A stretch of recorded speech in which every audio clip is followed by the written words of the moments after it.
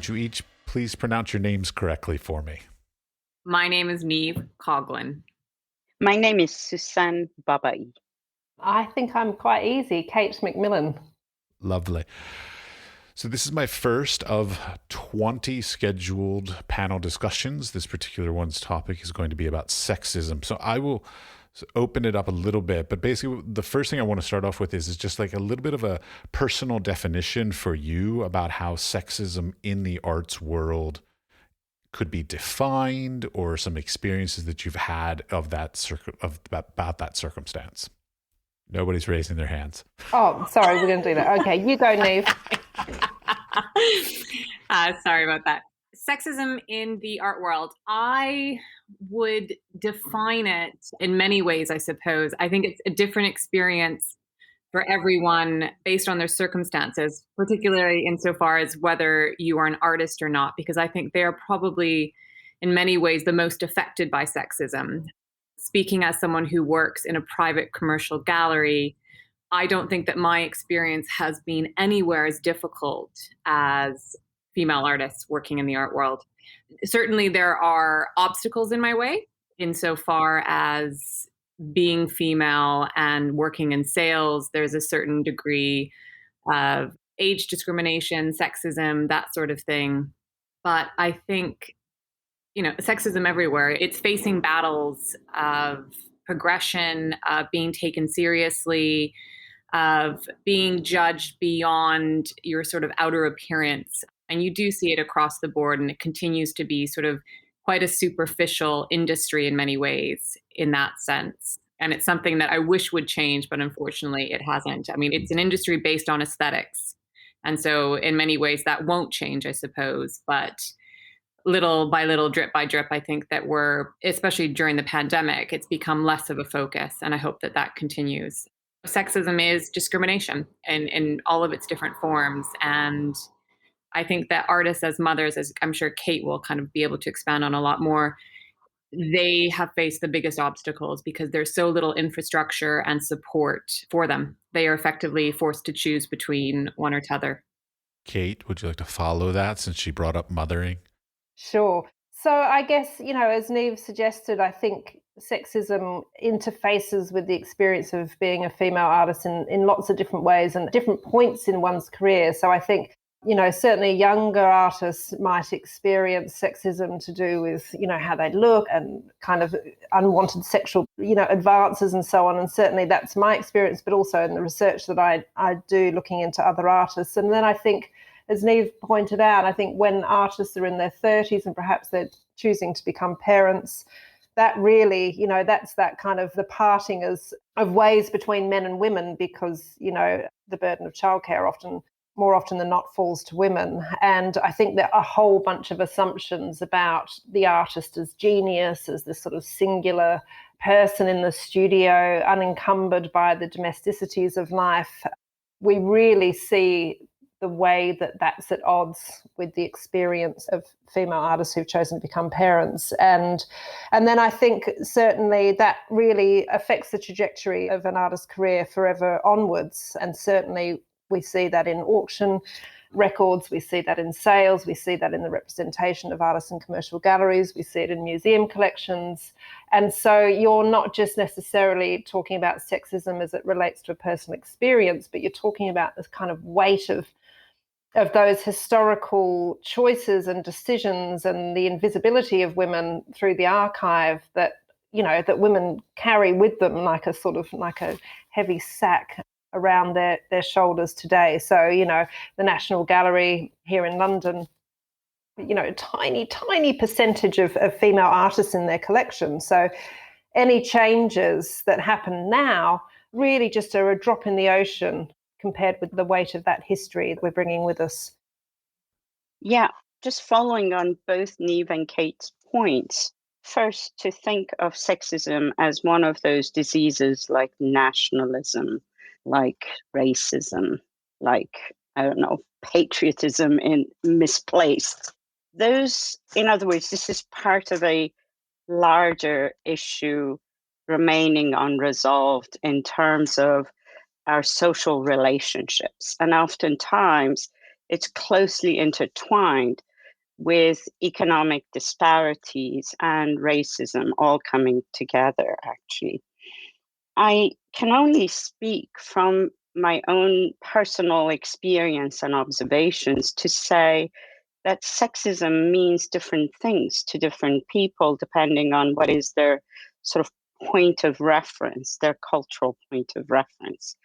What may be sexism in London for artists who train and work and show in London is a very different matter than sexism in, say, Seoul or Tehran, which I know well, or Cairo, which I'm familiar with, or Damascus. And I think it is really crucial for us to think in terms of the art world and artists in view of who are we talking about? What collective are we talking about? What period of time are we talking about? I trained as an artist actually at Tehran University before the Iranian Revolution in 1979. And then I went to America, and there I became an accidental art historian and happened to study with one of the, or two of the pioneers of feminist art history, Mary Gerard and her partner. And she was really the person to sort of show me what it means to think through feminist lens. Art history was the excuse, but there were other methods of thinking. That's when I got to know a whole lot of stuff about things I had absolutely no idea about.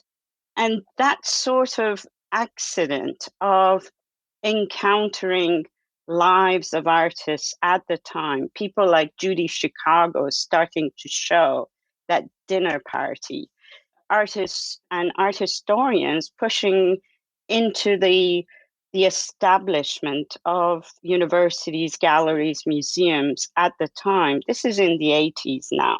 It really was eye-opening. It's like I lived in another world. The revolution had really brought about the curtailment of the rights of women, including how they look, what they wear.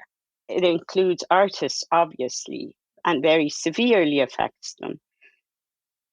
But in other words, what I'm just saying is that it really depends. Where are we looking at this from? Which vantage point we are looking at it? I think you're so right. And I think about this all the time because I moved to London 8.5 years ago. And, you know, I moved from a democratic English-speaking country, a Commonwealth country, and you would think the differences would be, you know, less distinct, I would say. But how sexism and racism and all sorts of things manifest in Britain is so different to how I grew up, where sexism was extremely explicit. You know, Australia is an incredibly patriarchal country. People say what they think. The class system operates in a very different way. And I was really used to having arguments with people about sexism. People would say things that were outrageous and I would argue with them. And it took me a while to realise the nuance of sexism in Britain. It's much more polite. It's much more invisible. And when you call it out, you sound like a crazy person. And same with racism as well. I can remember thinking, oh my God, this is extraordinary. There's no racism in Britain, because I was used to people being so explicitly racist in Australia. And so I couldn't see it. And I think that whilst it's wonderful not to listen to kind of, you know, racist, sexist, stupid comments all the time, I think it's also problematic because it's much harder to shift something that no one's taking ownership of. Something that kind of goes under the radar. You know, things like, just to give one example, when I moved here, everyone wanted to know whether I was Miss or Mrs. And I was thinking, why is everyone obsessed with my title? No one's ever asked me that before in my life. I mean, fortunately, I'm a doctor, so I could just say doctor. But just this whole kind of thing of, you know, I was only understood in my relationship to men. I had never encountered that in Australia before, because the kind of the sexism that operates in Britain is very much about kind of this sort of conservative social structures that keep people in their place and that are kind of attached to class and all of these sorts of things. And so, but if I kind of pulled someone up and said, oh, for goodness sake, why do you want to know my marital status? You know, that's really sexist. You know, I would sound like I was a bit crazy. So I think not only does sexism perform differently in different places, but our responses to it need to be different too. One of the things that was brought up, which was actually one of the topics I wanted to bring up as well, was maternity and sort of having children and things along this line. I've had numerous conversations with previous guests and friends throughout my lifetime about sort of being in the creative industry. So it's not necessarily just being an artist, but being in the creative industries and choosing to have children, and how a lot of times women in particular, they'll end up having a gap in their CV because they're doing some child caring for, it doesn't necessarily mean a lot of years, but just a gap in the CV where people start going, well, what have you been doing? Where have you been? And then they somehow have an exponentially more difficult time getting back into the industry when they have that gap in there. Has anybody had an experience like that or known anything like that? This is such an important issue for women in particular, as Kate said, the burden of childcare largely falls on women, though I want to acknowledge all those good men who take part in this process. But having said that, there's kind of a gaps in between where your career is not quite as smooth as your male colleagues. And that I've watched colleagues, women who chose to have babies and finally lost that tenure track position because they ran it over, basically. That's a serious issue. But I wanted to share a particular sort of anecdotal, if you will, my experience about this. I taught for a long time in public universities in the US and ended up in a very interesting job at Smith College, a women's college, one of the few still remaining a women's college, a really highly regarded, an Ivy League of its own kind. And there, the students I had were a mix of art history and art studio students. And at the time, my son was only about 2.5, 3 years old, and I had dragged him on my field trips to the Middle East and, juggling teaching and writing and child and all of that, while my husband had to stay in New York and work there, and I was in Northampton.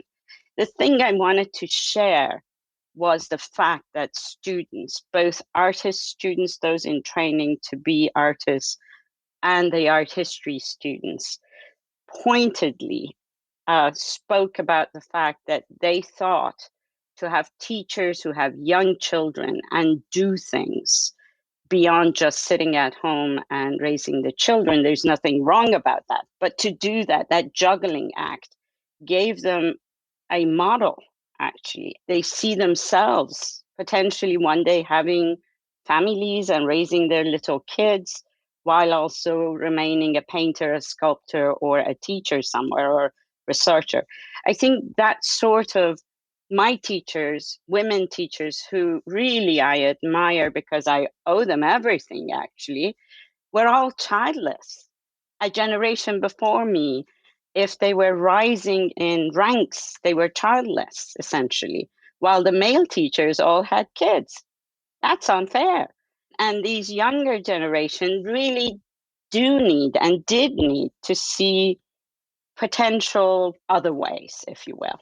So interesting to hear you say that, because I think, you're the next generation above me, Sussan. And when I was pregnant with my first child, I was 30. And I remember a couple of prominent people in the art world in Australia saying to me, "Oh, will you still be an artist?"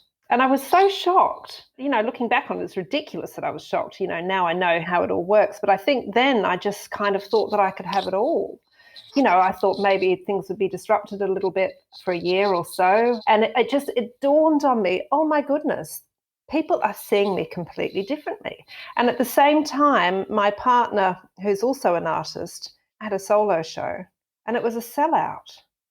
And I had this sense that people thought, oh my goodness, poor Matthew, he's going to have to provide for a family now. We better support him and buy his art. Whereas I was sort of suddenly this kind of risky, I don't really know whether people were thinking that, but that was this sort of occurrence in my mind. And I thought, I'm going to have to be really strategic here. So I spent most of my first pregnancy putting together this big solo show, produced a publication, blah, blah, blah. And I can just remember proudly, standing there with my 3 or 4 month old son, at the opening of my solo show, just sort of going, see, you can do it. But the only model that I thought I had was to make the process of having a baby completely invisible. So yes, I was there with my baby, but I didn't tell anyone how exhausted I was, or that I'd produced all of the work before I'd had my baby, so I had to kind of create this whole facade, really. And, and now I have 3 children under 2.5. So, I really had to come up with some really good strategies to continue this facade. And one of the things that I did, previous to that, I was spend a lot of time in the studio making things myself. And I thought, right, that's it. I had a big commission for the Sydney Biennale, and I thought, I'm just going to have to do the biggest work I've ever made. And I'm not going to make any of it myself. I'm going to outsource all the production. I'm just going to stand on the phone, be a kind of like a production manager with my babies and, just sort of get it all done. And it was really part of this sort of, it was a strategy. And it's something I found my advice that I gave to younger artists to do and so on. I'm currently doing a number of research projects that look at kind of gender inequality in the art world. And I'm doing one at the moment on the impact of COVID on female artists in Britain. So I've been interviewing artists all up and down the country. And what I find is that there is this disparity between middle class or upper middle class, childless artists who have just really quite enjoyed the lockdown. It's been a space to sort of put things on hold. They've been able to research. They've been able to not have the pressure of shows and the art market and producing and things. And then you've had people who are relied on precarious labor, that didn't have the kind of the financial backing some kind of more, I guess, class privileged artists might have. They've got children in particular, and they've spent a year homeschooling. And it's just been an absolute bloody nightmare. So they've either made no work, or they've, had to completely transform their practice, or they certainly haven't had time to think. My feeling is that even though I think maternal practices and the way they impact on an artist's work has probably changed since I had my first child 15 years ago, I still think that the burden of care still falls to women. And I still think that the art world is completely and utterly attached to a model of being as an artist that cannot incorporate the messiness of family life. And I think until we unwed ourselves from this idea of what an artist looks like and how they should spend their time, we're not going to make massive changes. Kate, you made some really good points. One of the things that I picked up on was, though, this, and what you just reiterated, is this idea of the art world loves the idea. It's a bit of kind of Ayn Rand, architect as hero. It's the artist as hero. It's the great big myth. And you're right. They do not want to see the messy side. They don't want to feel any, for the most part, any social or emotional obligation to the artist. Collectors want to collect art. They don't want to collect the artist in many ways. And by that, the nature of that, they don't want to feel the pressure. They don't want to know that the artist is struggling and they need the money to pay for the daycare to be able to have more time in their studio. There's this sort of disjuncture between wanting to know the narrative, the story of the artist, but not wanting to feel any sort of personal obligation. I do think that that changes in terms of the gender of the collector. And I hate to say it, but I think female collectors do, some of them, not all obviously, do want to kind of understand, and there's a certain kind of empathy towards the situation. They don't mind having that extra bit of information. In fact, a lot of collectors might buy extra work knowing that there's a necessity.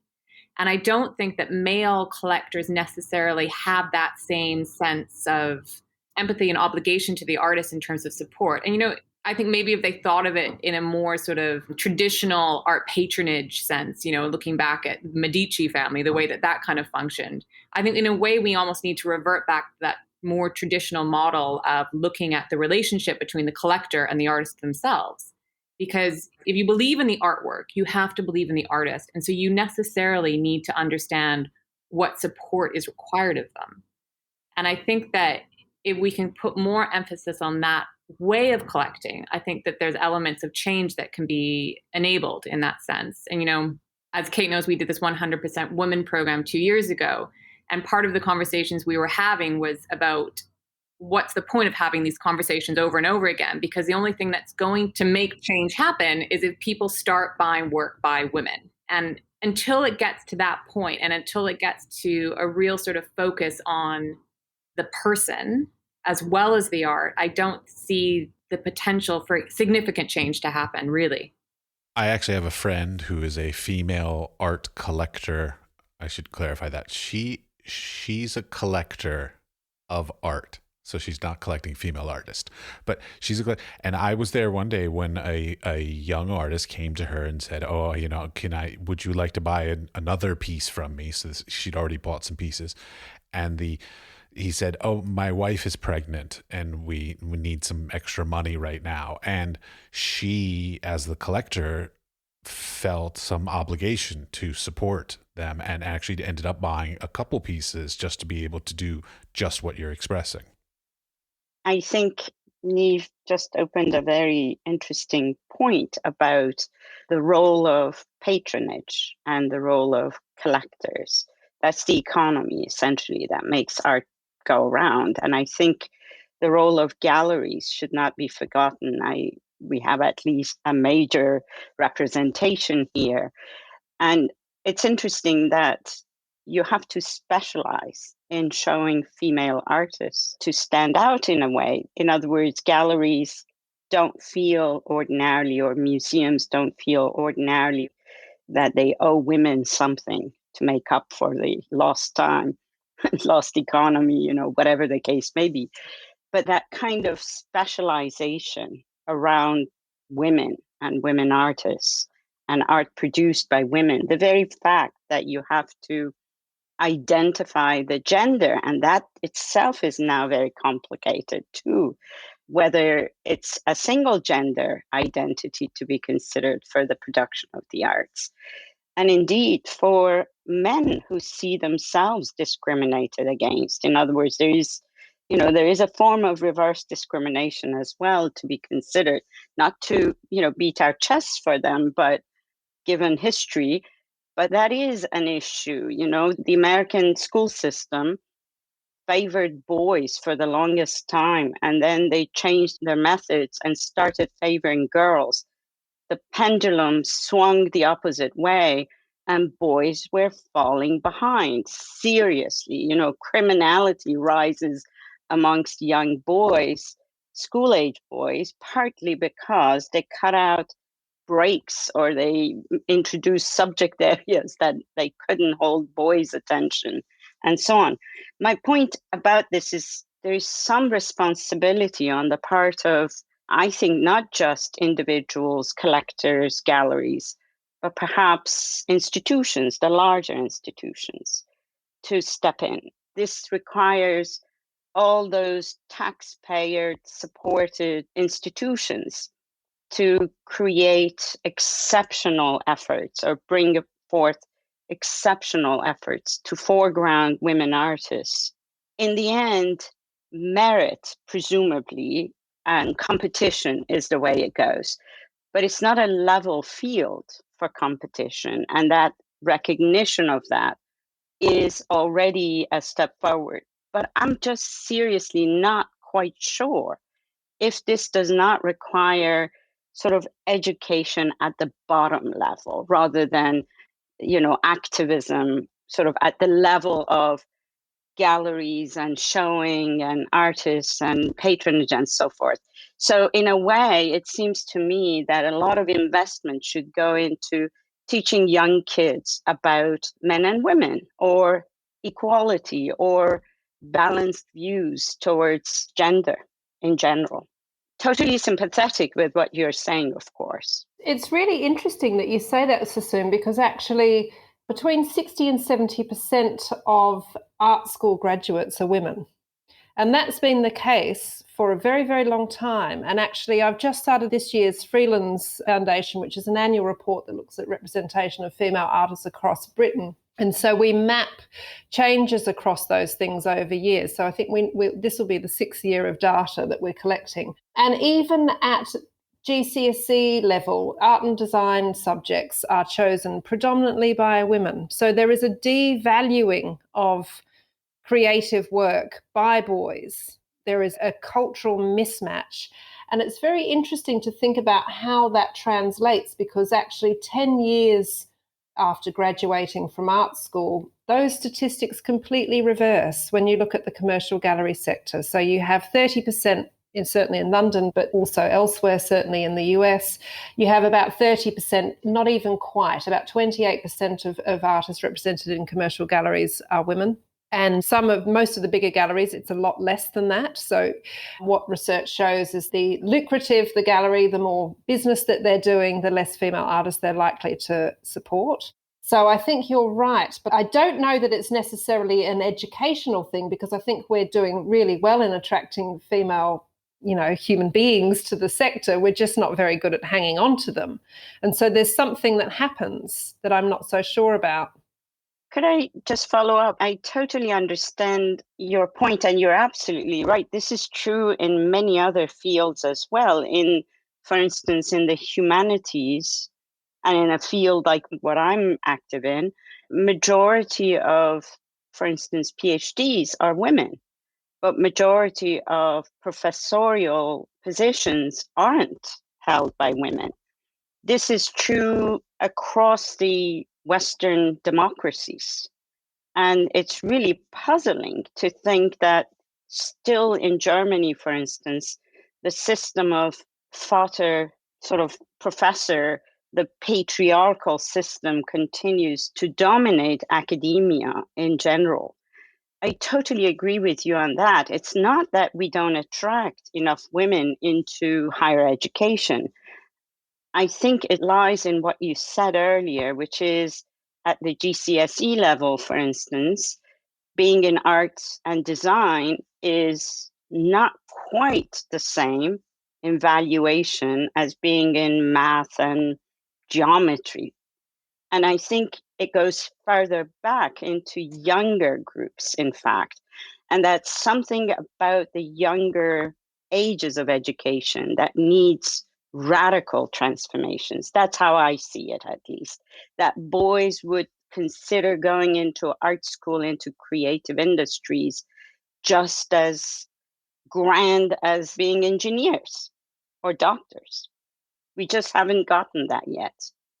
I have to agree with you. I think that the key thing is this grassroots education, really going down to the lowest level. And that includes rewriting history books, making it so that what the actual literature that students are learning from includes a really broad and comprehensive and diverse range of representation, whether it's the female to male ratio or in terms of diversity, ethnicities, etc. And I think a lot of money needs to be funneled into that area, because as you say, if people learn from the very beginning that we are equal, that sets the stage for the rest of their life. But until that happens, there's going to be all of these outside influences that change and redirect them. A boy might be taunted by his mates that, why are you going to arts and designs? It's too effeminate. Are you gay? All of these sort of associations. So you have to be quite a strong male to really pursue it, I think, when you're 16 years old. I'm fascinated. I want to know something from the gallery's perspective and sort of the sales perspective and the market kind of perspective. From the stories I've been told, basically, if there were two pieces that were pretty much primarily, let's say, the same size, same skill level, same subject matter even, that a piece made by a man would be valued higher than a piece made by a woman. Is that still true, or was that ever true? It was always true. Okay, well, but then follow-up question, why? Because women weren't considered to be artists. They were craftspeople, they were hobbyists, they weren't fine artists and they didn't go to the fine art schools because they weren't allowed into them. So how could they possibly be viewed professionally as an artist if they weren't formally trained? Hence, they were always amateurs. It was never seen in the same light. I think, and hopefully things have changed. I mean, Kate, I read the Freelands Foundation before joining the call, and it was interesting, the discussion, or the data, that was supplied around the New Contemporaries, which is an anonymous platform of submission. And actually that is 50-50 in terms of male to female, which is really fascinating to see that actually if you had your eyes covered and you didn't know anything, but you were really just looking at the art, it would be 50-50. But unfortunately, the name of the artist, where they're from, knowing their gender, all of that affects you, whether you want it to affect you or not. We all have our inherent biases, and you can't deny it. I mean, I think it's changed quite a bit now. And, certainly for us, I'd say, we might err on the side of the female more than the male. But yeah, it's historically been like that, and it still is like that. But I have hope that it is changing. There was a gender blind study that was done, and I've just been writing about it for a journal article I'm about to publish. And essentially, I mean, the bottom line of it was when participants were told an artwork was by a woman, they estimated the value of the work as being far less. And this study was done across 45 countries. And what was really interesting was the countries where there was already more established gender inequality, that was then also reflected in the values that people attributed to the work. So I think Niamh is actually absolutely right. There are all these qualities that, that we act on consciously, and women do it too. And I think this is why and going back to one of the points that Niamh made earlier on in the discussion about female people working in the art world as opposed to female artists are quite different. So we've got gallerists like, Sadie Coles, Maureen Paley, people that are running incredibly successful businesses, but their gender inequality in the artists that they represent is appalling. Sadie Coles and Maureen Paley represent, they're almost as bad as David Schwerner. It's really interesting to think that actually it's not just men being affected by these unconscious biases, it's all of us. We all live in a patriarchy. We all do it. And what's really interesting thinking about the issue of education is that, yes, we can rewrite the history books and we can fill them full of all the great women and non-white people that have been making art all along. Fantastic. But ultimately, the odd thing is that despite art history books being full of European men, it's women that are choosing to go to art school. I mean, on some level, despite all of those things, women are still identifying with kind of these creative pathways. For me, it's, yes, that's part of the puzzle, but ultimately we need to look at what's happening between the moment that an artist graduates and 10 years later, when they're not being shown in museums and institutions and being picked up by commercial galleries. In the United States, they say that only 5% of people who go and get their master's are continuing to make art after 5 years after graduation. So that's not even gender related. It's just, out of the 100 people that graduate from any given school, only 5 of them will even still be creating at all. So as an academic, I'm always wondering what even happens there. Has nothing to do with today's panel, but it's still a fascinating thing to think about. But I think that's an excellent point, Matt, because actually it's all, and I often, speak to younger artists and they're like, oh, well, there's this thing that happened and it wasn't kind of a big deal. And, they were just saying that it wasn't completely sexist. I know they can't, and they might be able to list off 3 or 4 incidences where their gender impacted on their progression in their career early on. And they sort of dismiss them as isolated incidences, right? But actually they accumulate. So if you want to know why those 5 people make it, because they've had less of those incidences, and I bet you half of them, of those 5 people, will be men, even though probably only 10 or 20% of the people on that course were male. So it's the accumulative effect of those small obstacles that build up, and they build up quicker for women. And the real kind of elephant in the room comes when they have babies. And that's when women suddenly go, oh, bloody hell, it wasn't just these small isolated incidents, systemic problem actually that's going to affect my ability to be in those history books. When I got out of grad school, I actually went and interviewed to be the head of a department at a small school in southern United States. I'm not going to say the name of the school because I got there. I went through the whole process. They interviewed me. They flew me down there. They told me, oh, we absolutely love you. Unfortunately, we have to hire a woman. So I've always wondered about this sort of nature of the sort of some places, specifically like government-supported places that have quotas, because does that mean people get jobs not necessarily because they're qualified, but because of their gender or race or sex or whatever? Yeah, I had an observation along similar lines. It has become, in this country at least, it's part of widening participation agenda in all kinds of higher education institutions is not just about race and ethnicity, those who are underrepresented as identified by the racial or ethnic differences, but also the young, white, male, underprivileged, economically underprivileged British. They are a rarity in many of these places where you are trying to attract this wider group or representation of the British society. And I think I go back to the point about very young education, a transformation not in textbooks only, but in educating from the very beginning, and especially educating women to educate their children about this kind of the issue of equality. That has to be planted as seeds by mothers, in fact. Forget about fathers, has to be by mothers at a very young age. And we don't have investment in this regard at all, in fact, as far as I know. But I had a question for my fellow panelists here, which has to do with one of the greatest signs of maturing of societies is when artists proliferate in numbers, when art is produced as one of the critical expressions of high culture, of culture in general. I think that I see as a step towards maturing, towards not being the Medici bound or other hugely important areas of the world where art was produced even more vigorously, but we don't know about it. But that this proliferation is in fact a sign of a, I don't know, for the want of a better word, maybe of a spiritual growth. I don't know what to call it, but a creative growth that is crucial in my mind.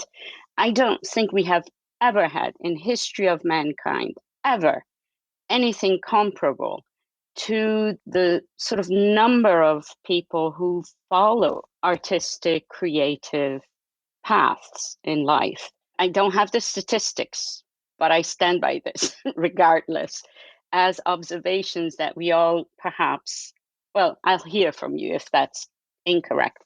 So the question for you is there, I mean, we still live by the rules of a capitalist society.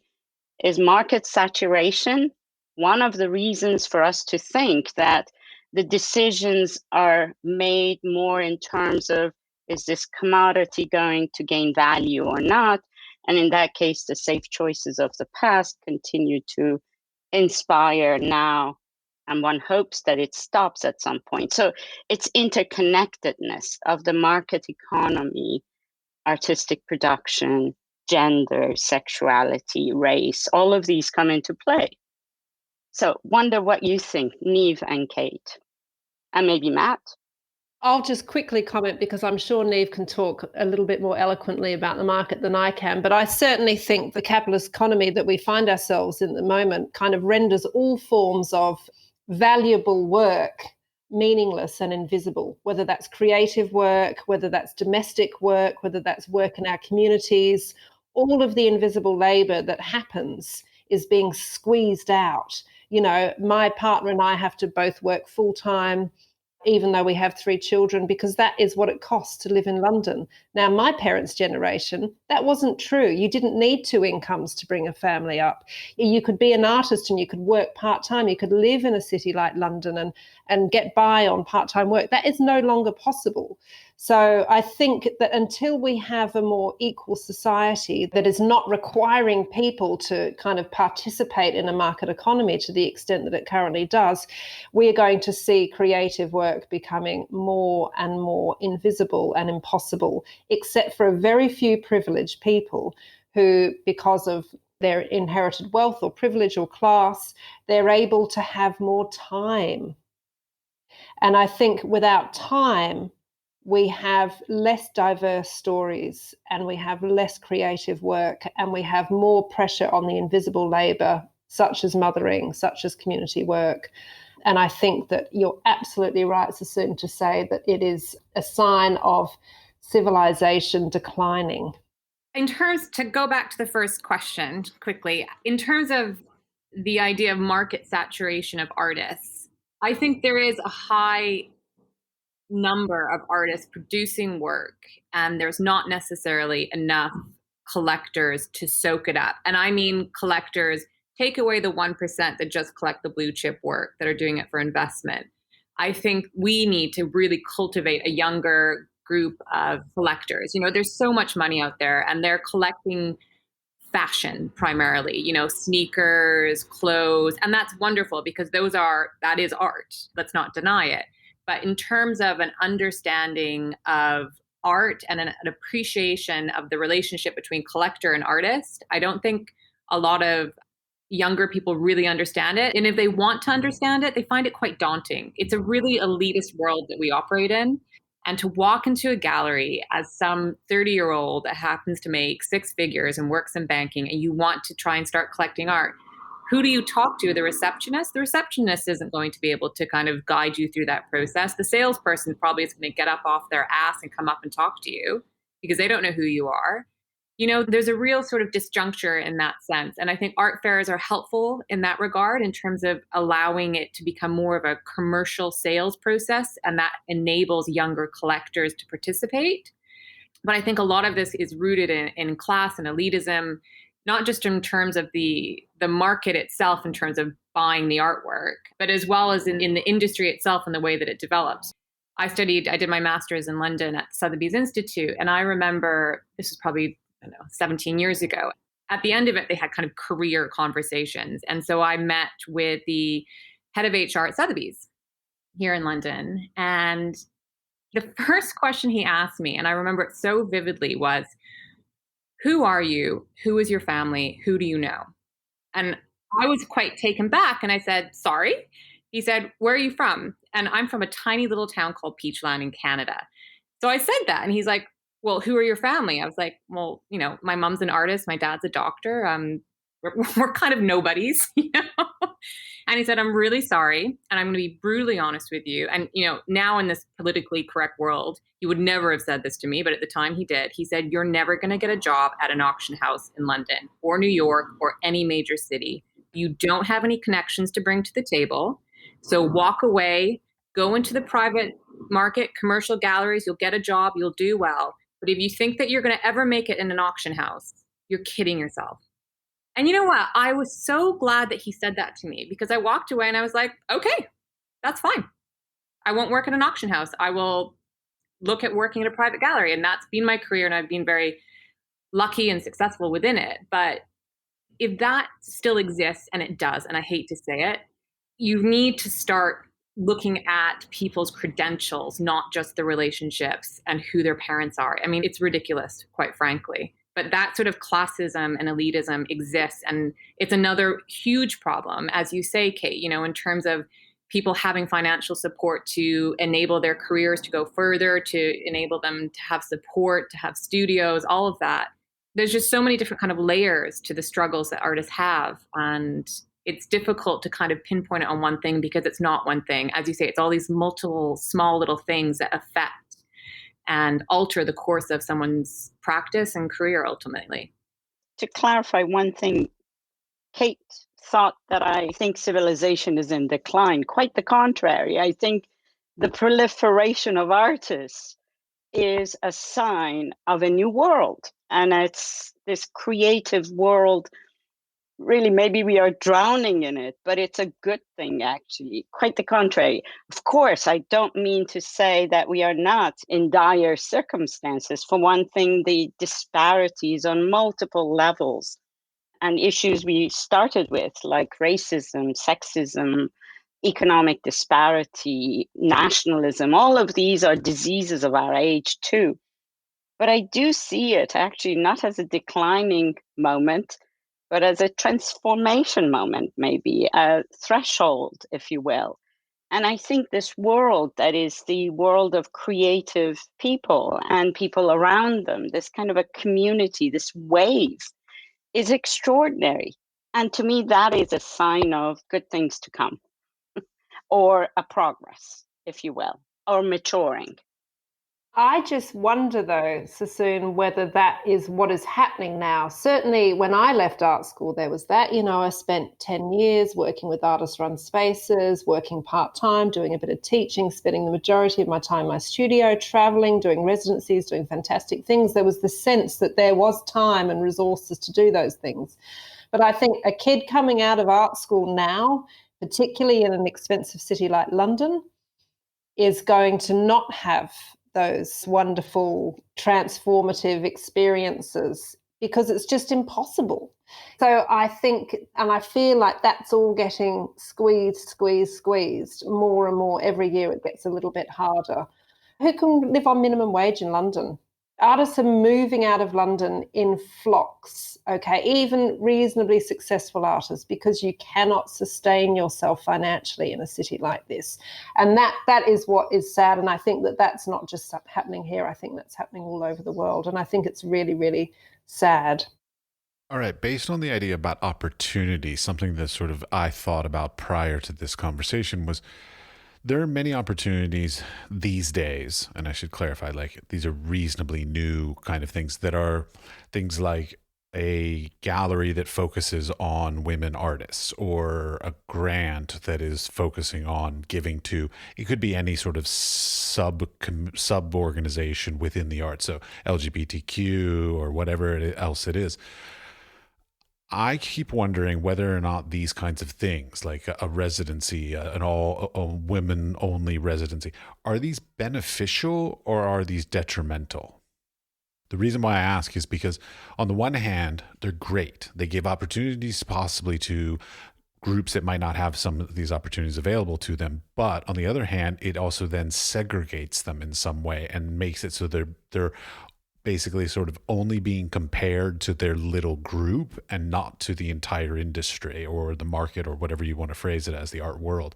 So I keep wondering, is it beneficial to self-segregate like that, or is it detrimental?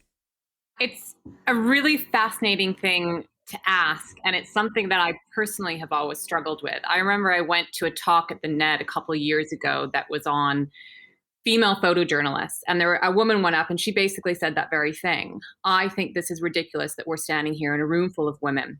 We shouldn't be doing this. We should just be looking at the work on the merit of the work, and that's it. And at a very basic level, I agree with that. But unfortunately, when you have centuries and centuries of discrimination, we're not in a position to do that because the playing field's not level. And idealistically, yes, I wish we could just talk about artists, but I don't think that we really can. And yes, I do think that it is inherently discriminatory to operate in this way, but it's not discrimination if it's giving support to a marginalized group that has never had an opportunity to have their voice heard. I think it's giving them a leg up, and there's nothing wrong with a leg up.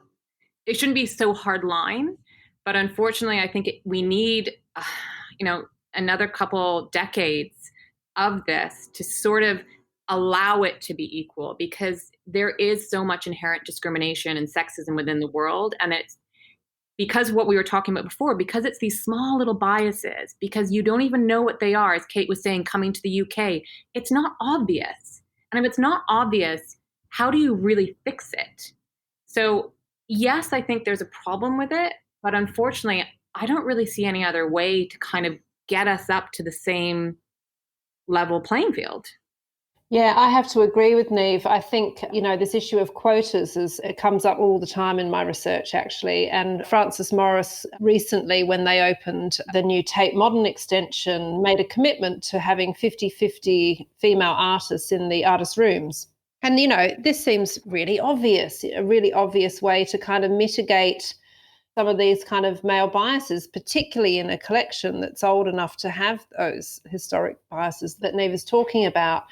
And how else are we going to mitigate our own unconscious bias unless we hold ourselves to account? And when I did some data analysis of 110 commercial galleries in London over 3 years, from 2016 to 2019. And then I interviewed a whole bunch of gallery directors who were running some of the galleries that were doing really well, that were showing loads of women. And only 2 of them even knew their own statistics, even the ones that were doing really well. And then what I found is the people that weren't doing very well, who I interviewed, overestimated how many female artists they represented. They didn't know, they hadn't done the figures, but they often added 10, 15, 20% onto their actual figures. And so I think, as I said earlier, we all have unconscious bias, and doing the numbers is a really straightforward way to keep ourselves in check. I agree, and I support both Niamh and Kate's points of views. I only want to add that there is certain parochialism to thinking about these issues within our own environments, to think about it in terms of the UK or London, for instance, that requires us to think a little bit more broadly. Let me just give one example. There was a moment of explosive interest, comes around 9/11 events, in the contemporary arts and artists of the Middle East. It's embattled Muslim world. Let's recover it. Let's show the world that they are not all terrorists. So there is an explosion of interest. Goes from galleries, commercial galleries, to museums, to auction houses. Sotheby's and Christie's were very active in creating actually a marketplace, putting price tags on things.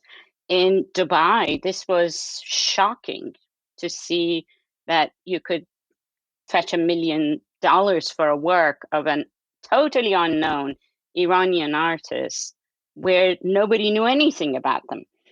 But what was so interesting about that market production, and here I think the market is really playing a very important role, was that they chose to promote at first women artists, and largely women in diaspora. And it was largely to also go along with a political bias, which is about these are male-dominated patriarchal societies. Women are suppressed. Women are put under restrictive clothes and so on and so forth.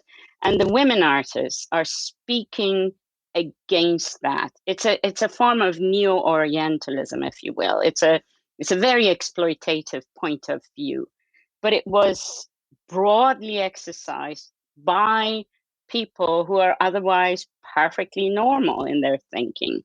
It's a deeply inflected Eurocentric thinking, Euro-American centric thinking, very Orientalist without knowing it is Orientalist. And then this shifted. So it wasn't any more women who were of interest, there were men who were of interest. So it really changes gear. And I think what I'm suggesting is that we do need to think beyond artists in our own neighborhoods, to think a little bit more in terms of these are intersecting markets. People who come out of universities, I live near one of them, Royal College of Art, and majority of students are women, but they are not all British, actually. There is an international scene that comes together in London, and it would be really interesting to think in terms of these networks across the globe, which have both the local and that global interwoven. And what does that mean then? Is it the same as, are we talking about these students coming out whom competing with those new markets? The artists from China, the artists from the Middle East, from Latin America and so forth. I'm just wondering out loud, really, not objecting to your points of view, totally agree with that. It's just wondering out loud about whether or not our viewpoints or our viewfinders are actually too narrowly focused. It's a really interesting conversation that you're bringing up, because this kind of focus and roller coaster of emphasis on different regions does drive the market. I mean, you saw it, as you say, with the Middle East. We've seen it with the Latin America moment that was, 8 years ago. And now you see it with Africa, the emphasis on art coming from the continent and a focus on the diaspora. What's interesting about that is I was rereading an essay by a Tanzanian academic and artist who we happen to represent, Evelyn Nicodemus, and she wrote an essay for the 1995 Whitechapel exhibition, which was called 7 Stories of Modern Art in Africa. And in it, she describes this Eurocentric desire for African art. The fact that in terms of contemporary collectors, and I still think in 1995 it holds true for the current moment, they want to collect art from Africa that has a certain African aesthetic. And I'm saying Yinka Shonibari, Chris O'Feely, identifiable iconography that they can associate with art from that place. What they don't want to see is art that complies with a European Western art tradition, because it's too familiar, and they don't want familiar, they want new and exotic. And she said that only a true African collector can really appreciate the nuances of how diverse the art coming out of Africa is, because sometimes it is, paintings that look like Matisse, but they had no exposure to Matisse. It's just the way that they painted and a movement that developed locally. It's this, and it's happening now, and you can see it, people love the exotic, they love the different. And I'm talking from a Eurocentric viewpoint in this sense. And it very much skews and alters the way that people collect. And, it does become a fad. And that is the market. I don't think it's going to change, because people are always looking for the new, different thing. Now the hottest new thing, which is kind of developing, is looking at art from the Americas in terms of sort of Native American art. That's quite trendy. So if you're a collector that's investing, that's where you'd be looking right now. It's awful, but that is the way that it works. Not works, but you know what I mean. One quick thing that's going to quickly jump back to what Kate said earlier, when you were talking about this focus by looking at data, understanding how your own statistics and how you did the study of commercial art galleries in London. And one of the things I do want to say is that what came out of doing the 100% Women program and looking at our own data was that although we represent more women than males, I think it's about 60-40, all of the women that we represented at that time were white women and middle class. None of them came from sort of disadvantaged backgrounds. And it was something that we'd never looked at in terms of our own representation. And it became glaringly obvious, our own inherent biases that we weren't even aware of. And what we realized is that you're not going to find them just by sitting on your butt. So we had to really start, looking outside the canon, the Western canon, doing a lot of research, trying to understand and situate artists. And, Guy Brett was so important in that regard for the work that he did here in the UK. So there are a lot of resources, and, the Diaspora Net, you can go on there and basically find any artist from the diaspora that sort of had shows around here. So there are resources. It's just up to gallerists and collectors to really do their homework to broaden the gallery program. Okay, I've got a thing, and you feel free to criticize me for this, but I'm going to tell you a story that might be horribly embarrassing for me, but I'm going to tell it anyways. When I was in the United Arab Emirates, I'm an American and I'm a white man, and I went to the United Arab Emirates and I was teaching at Zayed University. I'm probably going to get in trouble with anybody at Zayed University for talking about this too, but almost all my students were Emirati women. So 100% of my students were the female side of the school, because of course the school is physically split side to side, male to female. That's a whole different issue. But oftentimes my students would come to me and say, I'm presenting myself as a female Muslim artist. And I used to push back against them and say, you shouldn't be saying that. You should just be saying, here's my art. And you don't need to put those extra qualifiers of Muslim and female in front of your art. It should just be able to be art. Was I right in trying to encourage that, or was I wrong? That's such a great question, Matt. So when I went back, because I'm quite old now, so when I was at art school in the early 90s, I was doing, as a lot of art school students are, they're finding their identity and looking to, create their own narrative and to work out where they sit in the history of art and all the rest of it. And I was doing, looking back, quite introspective work, actually. And I can remember being really actively discouraged to do that. And I lost so much confidence. And it's really only been in the last 10 years where I've actually gone, no, hang on. These are my lenses. This is how I see the world. And that's okay. And this is part of my story and who I am. This is an experience that I hear from a lot of female artists, actually, where there was this sort of push against them, kind of like, who cares about your biography? Who cares about your story? What we want here is some really nice, I'm not saying that that's what you're suggesting, Matt, but what was being suggested to me was that, we don't really care about your narrative. We care about art in that very objective, kind of open kind of tradition where everyone can be a part of the story. And so I think when I look at female artists now coming out of art school and, doing stories about their body hair and, their childbirth, and I just sort of think, gosh, they're so confident, because I had no confidence to tell those stories when I was their age. And so I see what you're saying, but I kind of have a mixed view, because I feel like one of the things that's really important for artists personally, but also in terms of their career development, is to understand their own narrative and to understand why they make the sort of work that they make, and to create a story around that, because it's really important for them to be able to articulate that when they're positioning themselves in the art world. Totally legitimate. I think my perspective at the time, and I will have to say I've changed my position on this from what I did teach.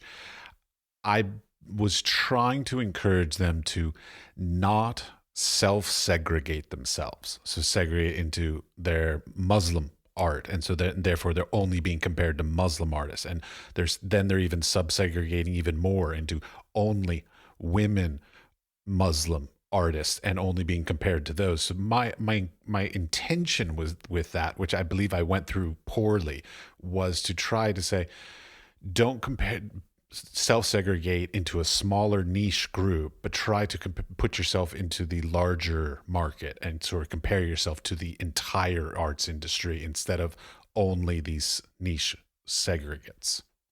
I think that you meant well. Thank you, Matt, clearly. These are layers of privilege. A white male artist on the top, a white female artist on the second level, other color or other identity male artists then, and then the women, and so on and so forth.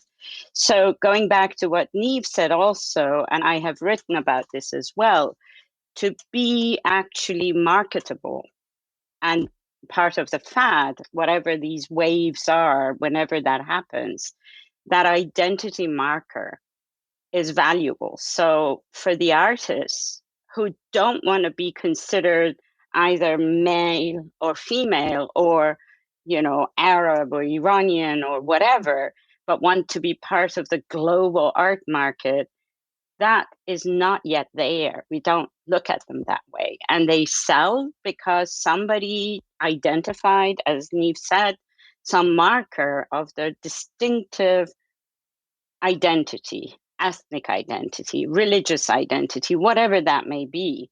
So in a way, that kind of self-segregating, it has a market value, and they are almost forced to consider it, even if this may not be the most palatable thing for the artist.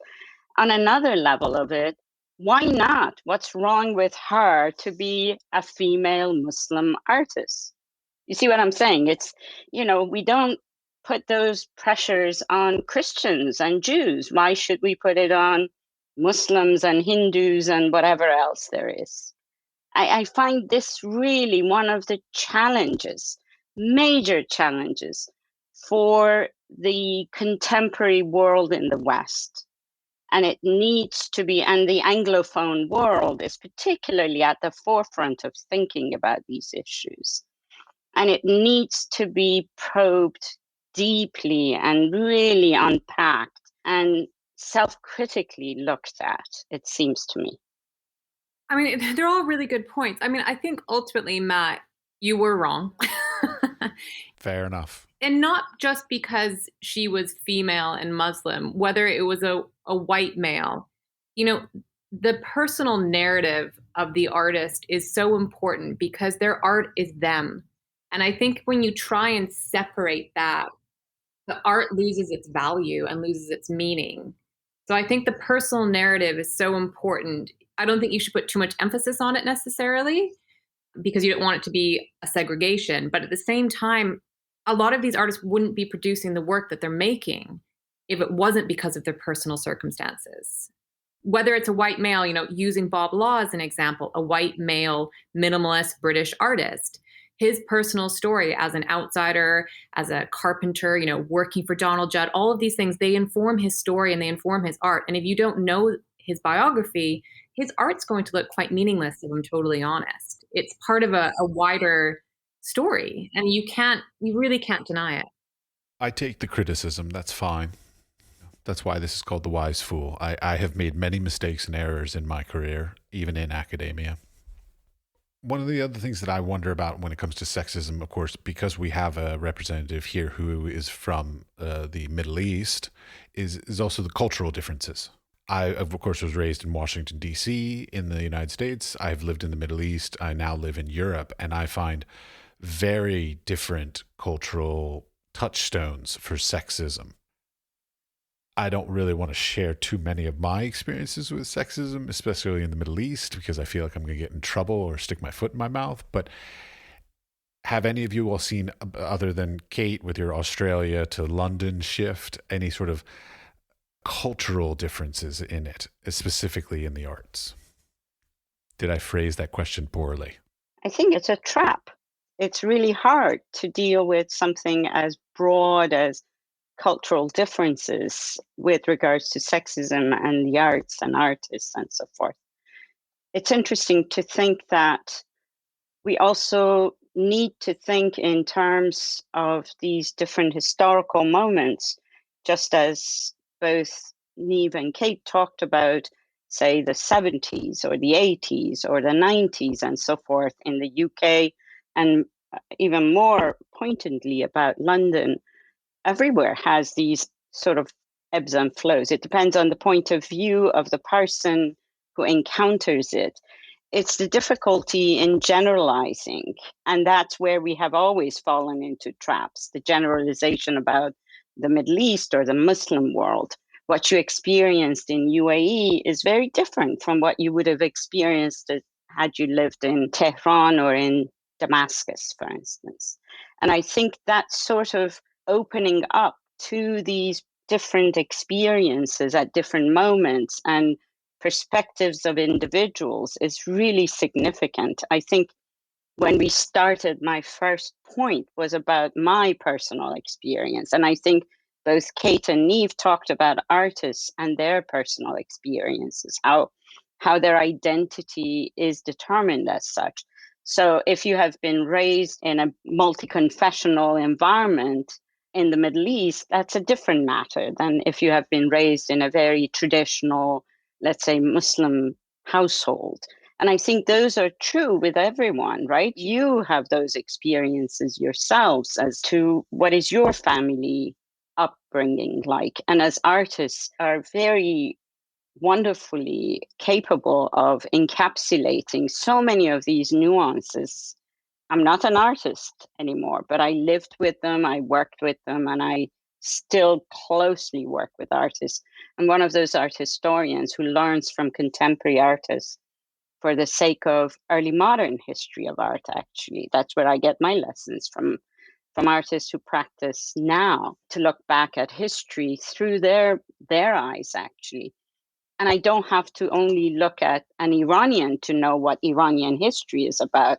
Artists in general are capable of opening those windows onto all of us. I just don't know how to answer that question, Matt.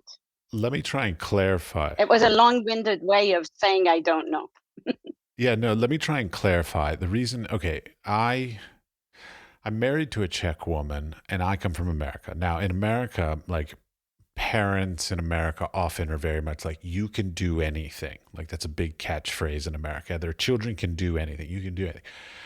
I went to the Middle East and I was at the UAE, and I had this student, very talented art student, really quite spectacular work, worked very hard.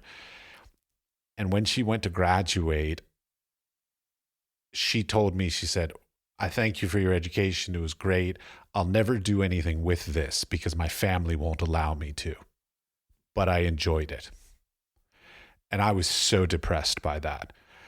And that was a huge sort of cultural shift for me, because I just spent 4 years teaching this young lady to be a really quite strong artist. And then literally her family obligations will not allow her to ever produce art again. And that saddened me greatly. I totally agree with Sussan to say that nationalism is a disease, but we are all confined and bound by the broader economic and social policies of the countries that we live in, and we're all bound by the social structures and labours that are expected of us because of our gender. So, you know, for example, the US has some of the worst maternity policies in the world. I mean, absolutely appalling. You know, so I think we need to look at some of those things. And, you know, Niamh has probably heard me say this before, but ultimately, you can change all the workplace laws, and much of which we've done. You know, when we think about the gender equality pay laws that came in the 1970s in Britain, we still have a 16% gender pay gap in this country, despite almost 50 years of having a Pay Equality Act. So the point is that you can change everything you like in your workplace, but unless what changes when you come home at the end of the day is equal and fair, then what you are able to do in your workplace and what you're able to do in wider society is never going to really change to the extent that we need it to. So I think like maternity laws, education, all of those things, gender pay equality laws, they're all super, super important. But if you get home and you have to do the second shift, which predominantly women still have to do, regardless of whether they're allowed to, you know, like your student, pursue a career as an artist or not. If people get home and still expected to cook the dinner, look after all the children, do all the invisible labour that's going on in those domestic settings, if that is still unequal, and it is, because, I mean, I take my own example. You know, I'm an academic, which is great because it gives me really flexible working time. I'm working from home. I've got 3 kids, you know, that have been largely at home all year, you know, and if they've got something on, I can move my meetings around, I can be flexible. But their dad, even though we started out as equal parents and he was going to pitch in, and he does a very kind of gendered job, and he's expected to be out the door at 9 o'clock every morning, and he doesn't get home till 7, and there's no flexibility there. So there's a whole bunch of labour that falls to me. And I think that is something that changes culturally from place to place, but not as much as you would think when, you know, if you're just comparing equal pay laws in different countries, you'd think, oh, that country is much more liberal and supportive of women and that country is less so. But actually, it's what's happening at home that makes all the difference. I just want to interject. We moved to the Czech Republic partly because my wife told me that in the Czech Republic, if a woman gets pregnant, she gets 3 years maternity leave paid by the government. I was like, that's worth staying here and having a kid. Whoa, that's fabulous. But what about the dads? No, I do not get 3 years maternity leave. Yeah, so this is the difference, right? And unless men are getting equal paternity leave to women, then what you end up doing is you end up setting up a dynamic that persists. So you end up as the mother being the primary caregiver for the rest of that child's life. So in countries where either partner can choose to be primary caregiver after birth, and the government pays for it and it's not tied to gender, what you end up seeing is that dynamic is replicated forever forward. It's a continuing, perpetual sexism almost, because it's basically taking women out of the workplace for that time period as well. Yeah, and it's establishing a dynamic in the family. Indeed. All I want to say is that I just agree with Kate very strongly on this. I think if you give men equal paternity, it will change the dynamic, and it will become the norm for them to equally have that career break in their CV. And that is so important, because it just, as you say, Kate, it just changes the rest of both parties' careers. And whether they use it is up to them, and the relationship between the male and the female, or female to female, whatever that relationship may be in terms of the family unit. But I think that's crucial to changing the way that we look at parents to children relationships and the way that it can affect people's careers. Just to be clear, I'm all for it. I look forward to being a stay-at-home dad. I just want to go back to what you shared with us, Matt, about the student you had in UAE when you were teaching. I feel compelled to, first, the burden of representation means that I got to do my job here. But also I feel compelled because of sort of generalizations and misunderstandings that tend to be oftentimes embedded in not quite knowing why something happens the way it does. So to my mind, the UAE artist, female artist who did so well and ended up telling you, thank you very much, but I'm no longer going to be making art, is a minority, perhaps, in some ways, in the sense that UAE is a minority in the whole region. If I may just make that one very clear, that this is a different world than the rest of the Middle East, the rest of the Islamic world, which is so much larger. And let's not forget Southeast Asia, which is the largest concentration, right? If I may just reiterate this point, that distinct sort of social class, perhaps, and other obligations of that student is not the same as her being a Muslim and therefore not able to pursue the matter because she's supposed to be a wife and a mother. That's not required from all Muslim women all over the Muslim world, which is 1/4 of the Earth's population. It's pretty substantial for us to know more about it, actually, really crucial for us to know more about its nuances. So I remember, and in fact, this came up very early in the conversation, when I was a student in art school at Tehran University's Faculty of Fine Arts. The men amongst us, the boys, were considered not marriage worthy because they were artists, they were pursuing arts. And therefore, you ought to look for somebody who makes money and has a steady income. The girls were seen as, well, this is good for girls. And it's, it's nice. It's an ornament in the end.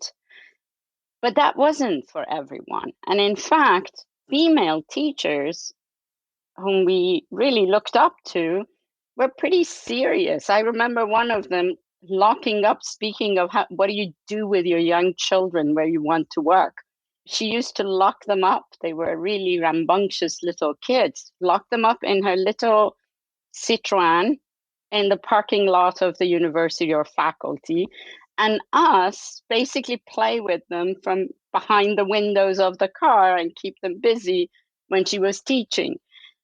My point is that it's not one story, and it varies, depends on where you are. Some of the greatest contemporary, modern and contemporary artists in the whole of the Middle East come from Cairo and Tehran, and places where we won't otherwise think are places conducive to women pushing ahead in their art careers. So your particular example is an exceptional case. And certainly I can't even say, well, there are other opportunities because it's so vast. I mean, Muslims of Africa behave differently. And Africa is not a country after all, right? We all know that. But to think about the diversities of people, those in this country, the Muslim communities in this country are hugely important for us to consider as well in terms of how we think about artists and art production and identity and restrictions or lack thereof and so forth. Just to be clear, I was using a very extreme example. I had many students from that school that went on to be very successful artists in their own right. So it was purely a strong example to one end of a spectrum. I think also, even just taking the example of Iran, when you just look at the incredibly rich and different political history over even just the last 50 or 60 years, I mean, depending on, as you say, what period of time you were studying there, you're going to have a completely different experience. And, you know, certainly where I grew up in Western Australia, you know, we were a 3-hour flight away from Indonesia, which was, of course, one of the biggest Muslim populations in the world, if not the biggest, actually. And, you know, a completely different cultural and religious context than the UAE, for example, you know, quite liberal in many ways, and lots of fantastic female artists coming out of places like Jakarta. Last question, just to sort of wrap this up. A number of you have brought up the issue of like economics and women and the arts and the opportunities that come from that. So like, what can be done? Is it that we need to seek out more opportunities for, I guess the word, I'm probably going to phrase this wrong, like economically disadvantaged women, to sort of help to elevate them? Is there like, what's the characteristics that we can do to try to help that particular part of this issue? Well, there's no clear answer in a nutshell, but I think there's several things that we can do. I mean, not to harp on about it, but collect work by female artists. But I think it's taking your blinders off, doing more research, trying to look at a wider unwritten history of art. And it's easy to do that with the internet. It's a very accessible and easy to use research tool in that sense. But I think one of the problems that exists is this sort of very complicated relationship between collector, gallery, artist, museum, and institutional shows. Because really, it's when artists get the museum and institutional shows that they get the most publicity. But in order to get an exhibition at a museum or institution, the museum needs to guarantee a certain level of footfall. And unfortunately, the wider public only go to see shows, for the most part, that they are familiar with or that are blockbuster shows. And that's why these museums and institutions keep doing that. So the museums can't take the risk on showing obscure Polish textile artists because no one's going to show up, probably. So they're not going to make money, and then it's a flop and the institution suffers.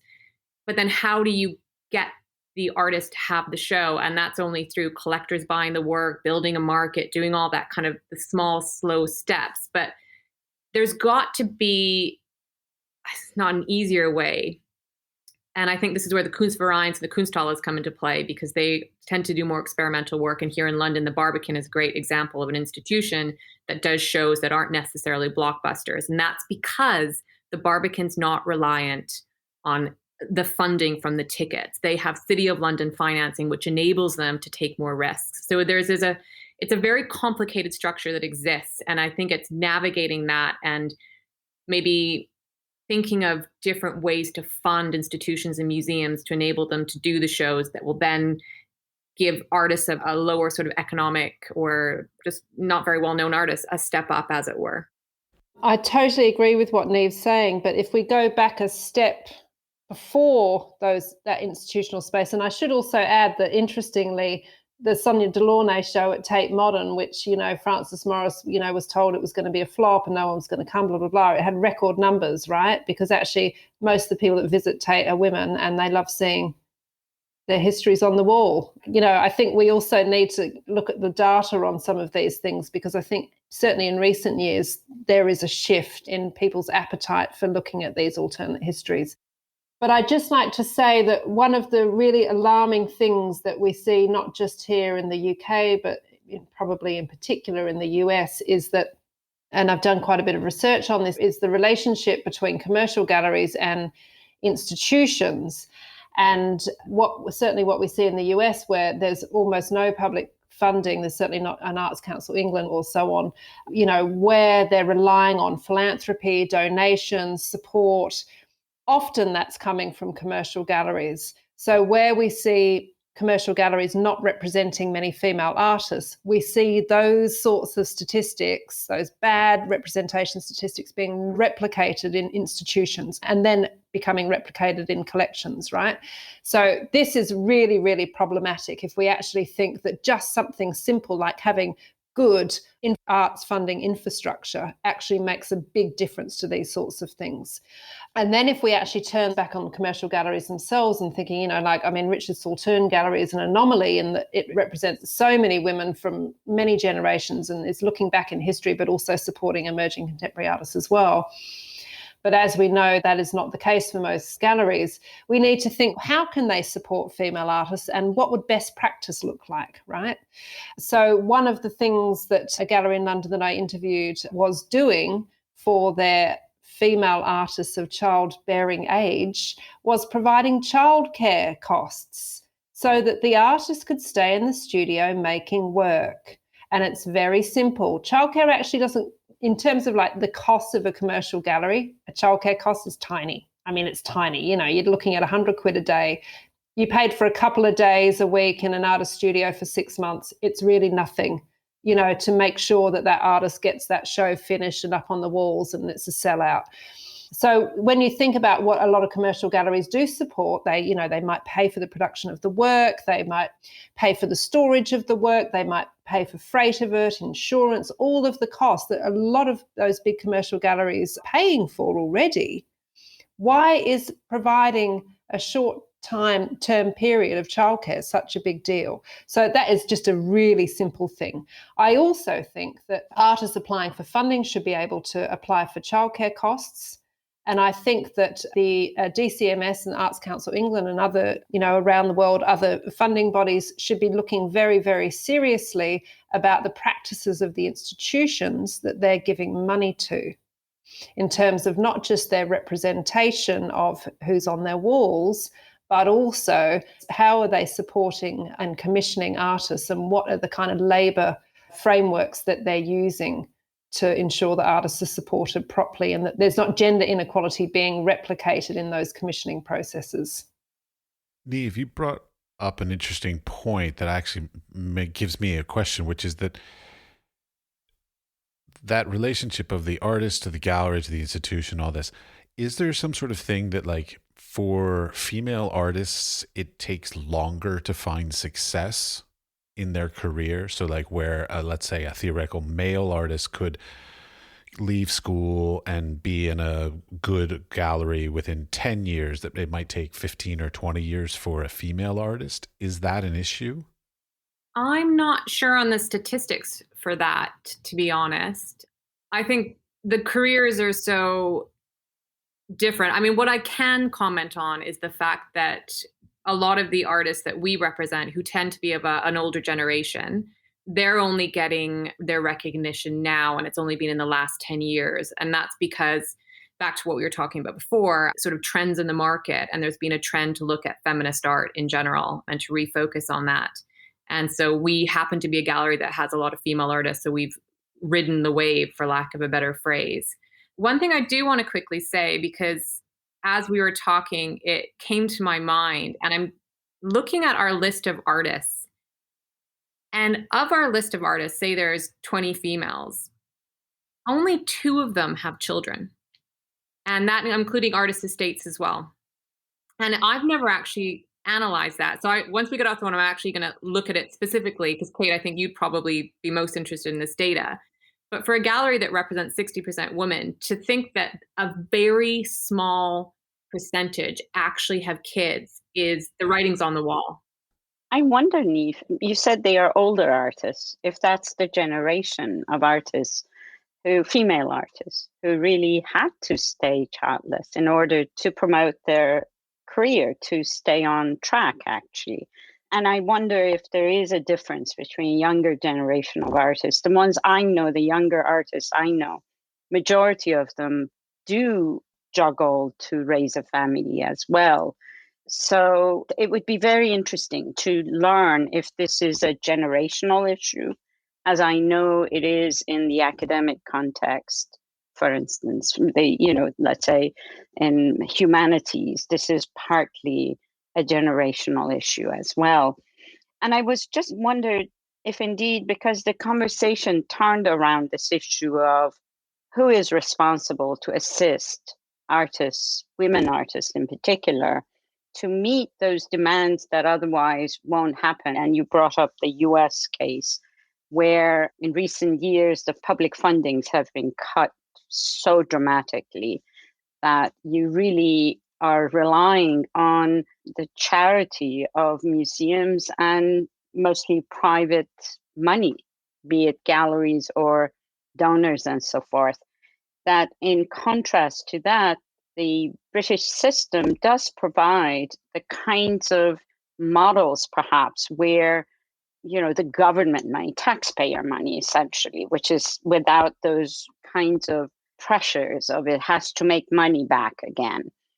That would be probably the solution, or one of the key solutions, that you're not expecting the taxpayer money to have returns the same way as private money requires returns, and that institutions be held responsible for answering to that. Everybody is now being told, at least we know, diversify or else your funds are going to be cut off in this country. That has become a serious issue. We all want to diversify. Of course, we want to diversify. But at the same time, the threat of losing funds is a very productive way of creating change, actually. And if this were to be, in fact, pointedly geared towards support for women artists, for instance, if all these great museums in this city, all of them committed a gallery to showing women artists over everything else and not commercially concerned, or if the footfall is sufficient, I think it makes a huge difference. I think the Barbican issue is really crucial. The city provides funding, therefore they don't worry as much about showing on occasion works and exhibitions that aren't the most popular things under the sky, but I'm sure they will make a huge difference in the career of those artists. Any last things you want to say, just sort of wrap up? So why don't we start with Niamh, since you already want to say something? Just something really quickly that we haven't had time to discuss, but I think it's something that should be spoken about at maybe another podcast, is looking, because we were just speaking about the American approach, and thinking about Christopher Bedford at the Baltimore Museum of Art, and when he made the proposal to sell deaccession at auction works by white male artists, and the backlash that he received, and eventually had to pull the works out of the sale. I thought when he said that he was going to do that, I just thought it was one of the most amazing and important things that anyone had ever done. And it broke my heart when it didn't go through, because it was such a proactive and important act. And if that had been allowed, it would have set a precedent. And I think that we would have really seen change. And unfortunately, it didn't happen. But I think, I just wanted to kind of quickly mention that. But Kate, go ahead. I think it's really great that you've mentioned that kind of ambitious, potentially systemic change that we need. I mean, for me, gender is just one form of oppression within a whole kind of global, late capitalist infrastructure that renders predominantly women's labour invisible, but also creativity, I guess, reinforces class differences and all those sorts of things. And for me, one of the simple solutions to this is a universal basic income, so that people can have a small amount of income that gives them basic living conditions. And then they can choose to use that time to volunteer at their local hospital or their local library, look after their children, make art, write a book, contribute in those really, really meaningful ways that could happen if we had that time. And I think one of the interesting impacts of COVID is a lot of those invisible labours, those invisible networks that are predominantly run and lubricated by women, have become more visible. whether it's the NHS volunteers, whether it's knocking on a neighbour's door to see if they're okay, whether it's volunteering at a local food bank, whether it's cheering for our NHS or whatever it is, we have learnt that the people that we need the most, that we value the most, are predominantly the people that are underpaid. And within all of this, creativity, creative work, has injected us with hope, with a way to communicate and unpack all of the things that we've all been going through. So universal basic income, I think, would have a predominantly fantastic impact on the lives of women all around the world. Yes, I totally agree with your points and support your ideas. And thank you, Niamh, also for bringing up that really brave, radical move that clearly, maybe it was really good enough for it to have happened once, even if it had to recede, that there is such possibility available, actually. But what I wanted to say is something I said earlier, and I want to reiterate it, which is universal education at the lowest, youngest levels, and emphasis on women in particular. In other words, women should be educated first before boys, in fact, and that women be educated to promote the kinds of ideals that we are speaking about, the things we want to see changed. They will make it happen. It's really in the hands of women eventually. That disparity between men and women in terms of childcare does have privileges built into it if it is exploited properly. Well, thank you very much, all of you, for your time. This has been fabulous. Thank you. Thank you. Thanks, Matt.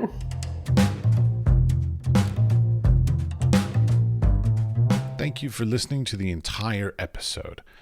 At this point, just like every other podcast, I'm going to ask for your assistance, but it's minor. I just want you to go and take a quick second and give us a star rating or a comment in whatever device you're listening to us through so that we can hack the algorithm and try and get higher rankings. And if we get higher rankings, we get better guests, you get better information and better conversations. So please take a moment and give us a star rating and or a comment in order to expand the capability and the community that is The Wise Fool. We are produced by 5014. I am your host, Matthew Dols, and the audio for this episode was edited by Jakub Černý. The Wise Fool is supported in part by an FHEA grant from Iceland, Liechtenstein, and Norway in an effort to work together for a green, competitive, and inclusive Europe. We would also like to thank our partners Hunt Kastner in Prague, Czech Republic, and Kunstsentrene i Norge in Norway. Links to FHEA grants and our partner organizations are available in the show notes or on our website, wisefoolpod.com.